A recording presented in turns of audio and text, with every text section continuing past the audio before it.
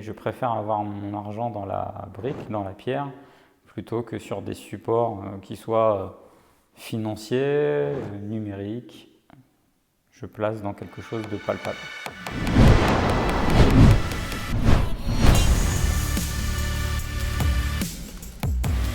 C'est très difficile pour moi de m'exprimer là-dessus puisque la crypto-monnaie, c'est pas un support sur lequel je place mon argent. C'est pas un support sur lequel je spécule non plus. Je fais ni de bourse ni de crypto-monnaie. Donc c'est difficile d'avoir un avis dessus. Je pense qu'il y a des gens qui savent mieux et utilisent mieux cet effet de levier financier en mettant ce genre de placement. C'est difficile pour moi de m'exprimer. La seule chose que je peux avoir comme idée dessus, c'est qu'aujourd'hui, on est sur une certitude que l'argent papier va disparaître. Je dis ça en même temps donné que je te dis ça, peut-être un peu moins le dollar, parce que le dollar, il y a une culture des Américains avec le dollar, mais force est de constater que de plus en plus, on nous pousse à ne plus utiliser d'argent liquide. Et moi, ce que je vois et ce que je peux imaginer par la suite, c'est que de manière mondiale, on sera tous soumis à de la crypto-monnaie, alors qu'elle soit établie par un État, par l'Union européenne ou à la rigueur même mondiale. On n'aura que des transactions numériques. De moins en moins, il est possible d'aller chercher son argent. D'ailleurs, ton argent ne t'appartient pas. Quand tu veux tirer des sous, c'est limite, tu dois remplir des documents à plus savoir quoi en faire. Si tu as 10 000 euros sur un compte, sache que tu ne peux même pas aller les sortir comme ça. C'est pas possible. Encore moins les mettre sur un compte. Parce que alors là, si tu mets sur un compte plus de 1500 euros, il y a tout de suite un appel de Tracfin et qui va alerter un petit peu la banque. Attention, qu'est-ce que c'est que cet argent qui provient d'on ne sait où. Donc la liquidité aujourd'hui, elle va disparaître. Ça, c'est une continuité tout à fait normale. Est-ce que ça vaut le coup justement d'être sur de la crypto-monnaie, d'être sur le Bitcoin, etc., etc. Probablement. Je ne suis absolument pas la bonne personne pour en parler.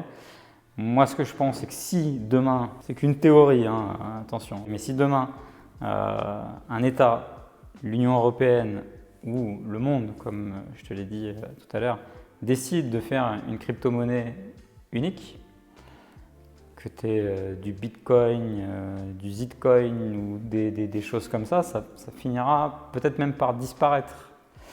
Et donc en fait, ça finira par se dévaluer d'un coup.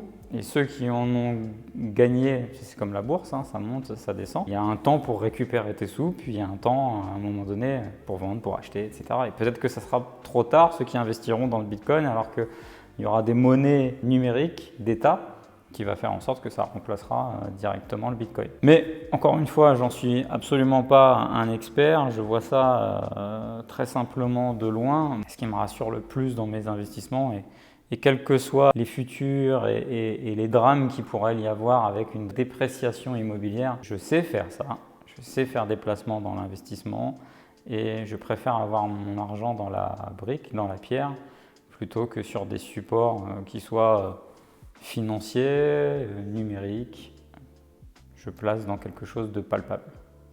Je commence déjà à le faire, comme je te dis, déjà pour aller retirer des sous, c'est déjà très compliqué. Les sous qu'il y a même déjà sur ton compte, tu as des plafonds, tu peux pas retirer même plus de 1500 euros. Enfin, c'est très compliqué. Si tu vas demander, comme je te l'ai dit tout à l'heure, 10 000 euros à ton banquier, il va te demander pourquoi, pour qui, dans quel but. Ça se prépare, etc. Puis après, ils font des remontées, des alertes. Tu ne peux plus te servir de ton argent de manière simple. Il n'y a plus cette transaction. Puis, soyons clairs, aujourd'hui, il y a eu Covid. Et tu sais très bien que on essaye de moins s'échanger, on essaye de moins se toucher, on ne se serre plus la main, on ne se fait plus la bise, on ne s'échange plus des choses sans se laver les mains. Aujourd'hui, c'est le sans contact. On est sur du click and collect, du sans contact. Il n'y a plus de transactions en plus. Les billets, ça fournit un maximum de microbes, donc raison de plus pour le retirer, si tu veux. En tout cas, raison de plus pour les gens qui ont un intérêt à qu'il n'y ait plus de billets. Alors après, qu'est-ce que ça permettra? Peut-être des bonnes choses, comme de l'argent sale, on va dire, techniquement, comme des affaires au black ou des choses comme ça. Ça peut engendrer la disparition de ces choses-là, mais après, les gens sont malins, ils trouveront toujours un autre système pour se faire rémunérer. Je ne sais pas où ça va nous conduire, mais en tout cas, c'est une réalité, c'est déjà engagé. Le fait qu'il n'y aura plus de transactions avec l'euro papier va disparaître. En tout cas, c'est mon avis. Alors après, comme je t'ai dit, j'ai mis un petit bémol quand même avec les États-Unis parce qu'ils ont vraiment une fibre avec le dollar. Tu vois, le dollar, ça représente quand même quelque chose, ça représente toute une histoire. Et ils aiment leur monnaie et retirer aux Américains leur manière de faire des transactions qui se fait souvent en liquide, etc. Et même ce que représente le dollar, je pense que ça sera un peu plus compliqué. En tout cas, ça se fera moins rapidement qu'en France et en Europe, qui en plus de ça, l'euro n'a jamais fait vibrer le français, l'allemand, l'italien, etc. Il n'y a pas une culture de l'euro. C'est un peu tout ce que je t'explique dans mon concept influence financière en fait. Aujourd'hui, c'est l'homme le plus riche du monde. Donc s'il dit quelque chose, il est écouté. S'il investit dans quelque chose, il sera écouté. S'il décide de faire quelque chose, il sera écouté. C'est des gens qui sont plus riches que des États. Donc à mon sens, c'est tout à fait normal. C'est une continuité et c'est ce que j'invite les gens à faire. De devenir des gens riches, donc de devenir des gens puissants et de devenir des gens influents.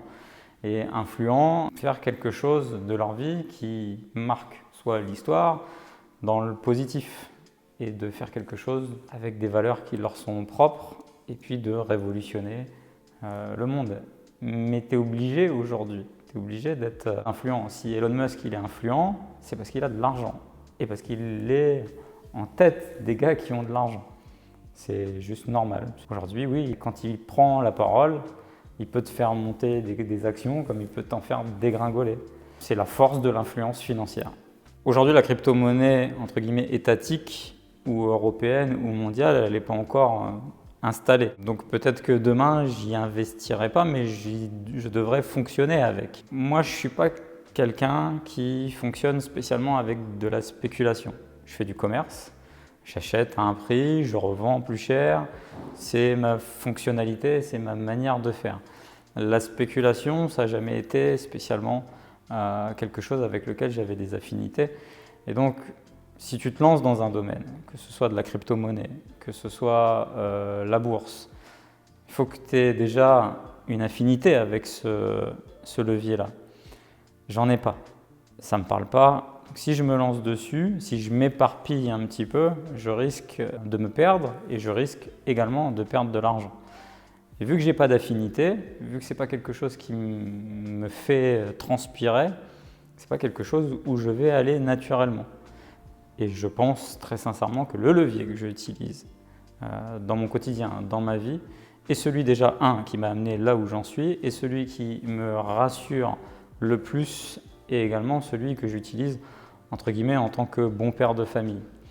Parce que la bourse, la crypto-monnaie, ce sont des ascenseurs émotionnels très très rapides et des ascenseurs économiques très très rapides. Ça monte, ça dégringole, ça monte, ça dégringole, et créer et générer une pérennité avec ce genre de levier, c'est pas quelque chose avec lequel, comme je te dis, j'avais une fibre. J'ai plus une fibre avec un parc, un patrimoine immobilier qui parfois reste stable, parfois peut augmenter, parfois peut chuter selon les conséquences économiques qu'il peut avoir et les conséquences mondiales, par exemple, même dû à la crise sanitaire, mais qui restera plus ou moins quand même stable et puis qui répond aussi à des valeurs primaires, celles de devoir se loger. Et je me sens beaucoup plus à l'aise avec ça. Et c'est juste le fait que je ne me sente pas à l'aise, que je ne vais pas là-dessus, que je ne vais pas sur ces supports. Pas par le fait que ce sont des bons ou des mauvais supports. Il y a des gens qui sont peut-être très bons et très forts sur le fait de donner des conseils là-dessus, et j'inviterai toujours les gens à aller voir les experts de leur domaine. J'en suis pas un. Donc à partir de là, tout ce que je te dis en échangeant avec vous dans cette vidéo, ce n'est que la vue de quelqu'un qui n'est absolument pas un expert. Donc la finalité, c'est que si tu as une volonté d'acheter de la crypto-monnaie, va voir un expert en crypto. Si tu as de la volonté de jouer en bourse, va voir un expert en bourse. Et c'est comme ça que tu gagneras de l'argent, en te formant avec les meilleurs dans leur domaine. Par contre, si tu veux gagner de l'argent dans l'immobilier, ou la gestion de l'argent, ou assurer ton patrimoine, ou développer tes finances, je t'accueille. Mais pas sur la crypto-monnaie et pas dans la bourse. Si cette vidéo t'a plu, n'hésite pas à la liker, à la partager, à la commenter et également abonne-toi à ma chaîne. Tu peux aussi visionner d'autres vidéos juste ici et je te dis à très bientôt.